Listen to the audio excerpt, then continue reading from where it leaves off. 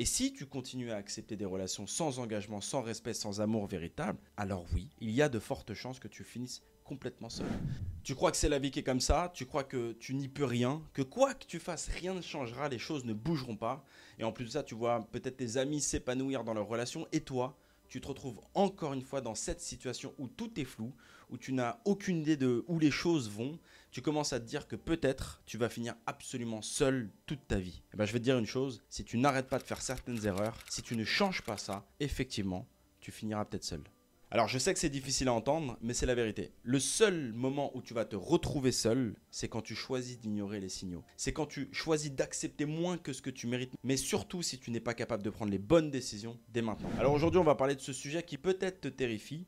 Pourquoi est-ce que tu risques de finir seul si tu continues à faire inévitablement les mêmes erreurs? Et surtout, comment est-ce que tu peux inverser la dynamique? La première erreur que tu fais sûrement, c'est de chercher l'amour au mauvais endroit. Tu cherches l'amour dans les lieux, dans des relations, dans des comportements qui ne te serviront à rien sur le long terme. Tu cherches peut-être l'amour dans la validation extérieure, dans des moments de plaisir rapide ou alors dans des relations qui sont complètement superficielles, mais tu oublies une chose essentielle, c'est que l'amour, ça commence par toi. Donc si tu n'es pas en paix avec toi-même, si tu ne t'aimes pas pour ce que tu es réellement, inévitablement, tu attireras sans arrêt des personnes qui ne te verront pas pour ce que tu aimes et bien pour ce que tu penses être. Je le rappelle, je le dis, mais on attire ce que l'on pense mériter. Donc tu veux une relation saine, mais peut-être que toi-même, tu n'as pas fait le travail nécessaire, peut-être que tu n'as pas résolu certaines blessures, peut-être que tu n'as pas réussi à poser des limites saines, claires, mais surtout que tu n'as pas réussi à t'aimer et à te respecter comme tu le mérites. Alors à ce moment-là, encore une fois, tu attireras ce que tu es, c'est-à-dire des relations toxiques, des hommes qui manipulent, des situations qui ne vont nulle part. Mais ce que tu dois comprendre ici, c'est que l'amour que tu cherches doit d'abord venir à toi. C'est-à-dire que si tu ne te respectes pas toi-même,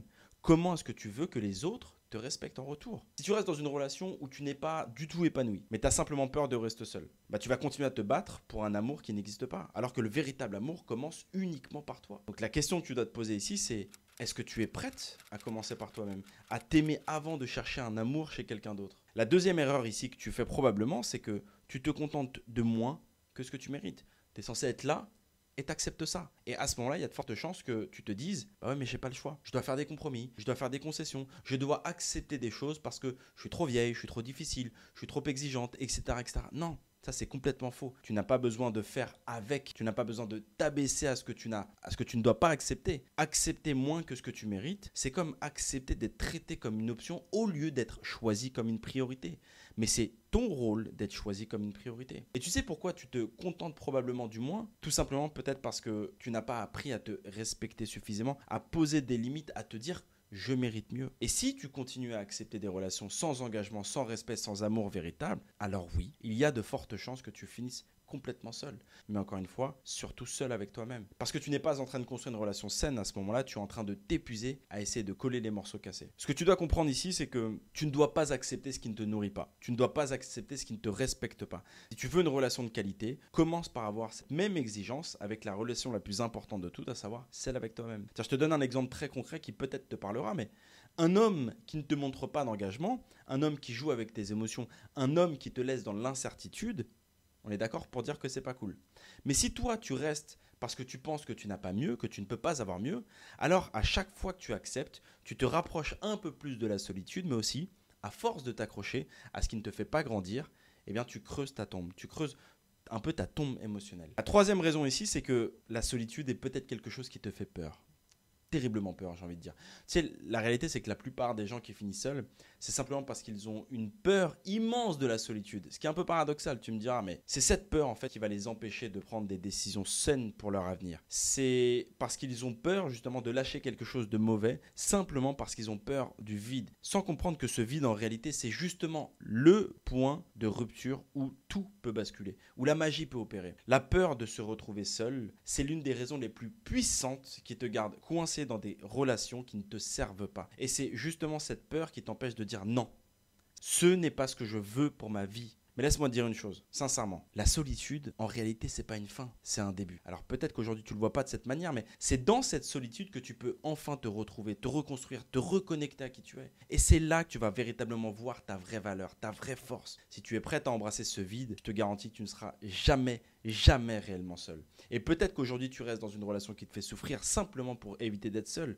Mais la réalité, encore une fois, c'est que tu es davantage seul dans cette relation que que si tu étais célibataire. Parce que la solitude, quand elle est choisie, c'est une véritable liberté. Et cette liberté, c'est le premier pas vers une relation réellement, véritablement épanouissante. Si tu veux éviter de finir seul, il faut inévitablement changer la relation avec toi-même. Et ça commence par te respecter. Ça commence par te fixer des limites. Ça commence par apprendre à te connaître. Ça commence par t'aimer pleinement et comprendre que tu n'as pas à accepter moins que ce que tu mérites. Là, on met la valeur ici. Le changement commence inévitablement avec toi et par toi. Donc, tu veux un amour sain, commence par être une personne saine pour toi. Si tu veux un partenaire qui te respecte, commence par te respecter toi-même. Et surtout, n'aie pas peur de la solitude. Sincèrement. Car c'est dans la solitude que tu trouves ton véritable pouvoir. Et si tu veux vraiment aller plus loin, pose-toi cette question. Quel est ce frein que tu n'as pas encore lâché? Aujourd'hui, prends la décision, une seule, celle de le lâcher complètement. Alors je sais que c'est pas facile, mais c'est possible. Commence par une toute petite action, même si c'est difficile. Faire le premier pas. Écris en commentaire ce que tu choisis de lâcher pour avancer. On en parlera tous les deux. Et comme toujours, si tu veux réellement changer la relation avec toi-même, si tu veux reprendre le contrôle de ta vie émotionnelle, mais surtout te libérer de tout ce qui te retient dans tes relations toxiques, alors dans ces cas-là, le programme Reconnexion est fait pour toi. Dans ce programme, je vais t'accompagner pendant plusieurs mois pour que tu puisses retrouver ton pouvoir intérieur, pour que tu puisses te reconnecter à ta véritable valeur, mais surtout que tu fasses en sorte que l'amour que tu cherches vienne à toi de manière saine et équilibrée. Comment Pouvoir et l'un des membres de mes équipes prendra contact avec toi pour s'assurer justement que tu aies le bon profil et que ce programme est bien adapté à ta situation. Ne laisse pas cette opportunité passer. Prends le contrôle de ta vie émotionnelle et de tes relations dès maintenant. Pas demain, dès maintenant. Prenez soin de vous les amis.